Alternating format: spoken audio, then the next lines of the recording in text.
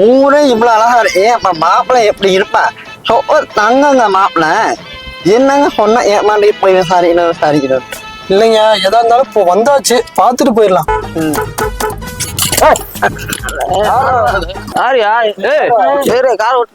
பொறுங்கப்பா, கோவப்படாதீங்க, ஒரு நிமிஷம் பொறுங்க.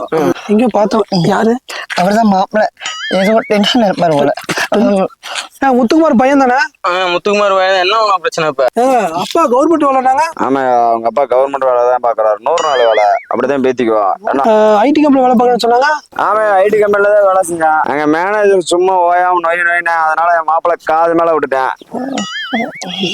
ஆமா, பக்கத்தூர் ராஜின் பொண்ணு பாத்தீங்க ஞாபகம் இருக்கா? ஆமா, அவங்க அண்ணன் தான். பொண்ணு மாப்பிள்ளை எப்படி விசாரிக்கலாம்னு பார்த்தேன். தயவு செய்து ஊர் பக்கம் வந்துடாதீங்க. ஊருக்கு நான் வரமாட்டேன். இதோட கடைசியா வச்சு பொண்ணு மாப்பிள்ளை பாக்குறேன். ஆனதாச்சு.